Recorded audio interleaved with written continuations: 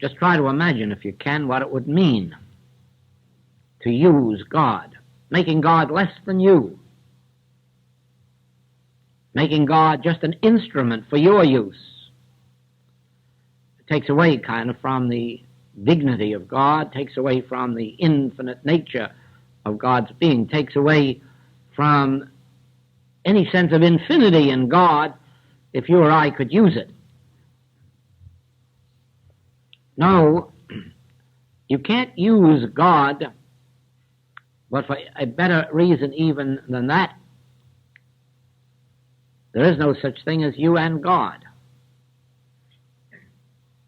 And that's what you discover the very moment you have your first spiritual realization, that there is no such thing as God and man. There is no such thing as God and anything. God constitutes all being. God is the life of you and me. God is the life of the tree. God is the life of the animal world, the vegetable, and the mineral world, not as we see it, but as it is in truth, and as we are in truth. God constitutes all being. God constitutes the nature and character of this entire universe. Therefore, there is not spirit, infinite divine spirit, and then a human being out here somewhere to wiggle it around at the end of his finger or swing it around over his head. There just is no such thing. God constitutes individual being, and then you rise to the height of the 23rd Psalm, which is a complete resting and relaxing in truth. There's no using of truth, no using of God, no using of prayer, no using of a power in that psalm. The Lord is my shepherd.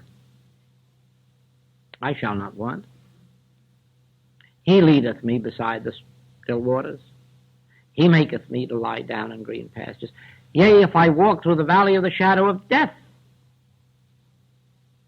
I won't need any God powers or use them, for thou art there. And the Master always worked from the standpoint, I of my own self can do nothing. The Father within me, he doeth the works. And if you want to see the transcendental consciousness at work right in this moment, relax within yourself and realize, I can of my own self do nothing, so I won't try, but there is a Father within me that doeth the works. And then be still and let this take place. And then you will see that in that stillness of the mind, in that inner quiet and peace, in that quiet and confidence, peace establishes itself. Harmony, wholeness, completeness, perfection. Not by might, nor by power, but by that Spirit which you have now permitted, let take over. That Spirit within you, which is closer to you than breathing and nearer than hands and feet. You have now attained the spiritual humility presented by the Master in the words, I can of my own self do nothing, put up thy sword, resist not evil. The Father within, he doeth the works. And then in that inner stillness, you become not a user of power, you become a beholder of God at work. You become a beholder of spiritual law manifesting and expressing itself. You become a beholder of the glory of God. You understand what it means. The heavens declare the glory of God. The earth showeth forth his handiwork. And then what about man? Man, God's greatest achievement, is beyond all doubt the fullness of the Godhead made individually manifest. but only in stillness, in quietness, in confidence. His peace is established in you, not by might, nor by power, but by grace.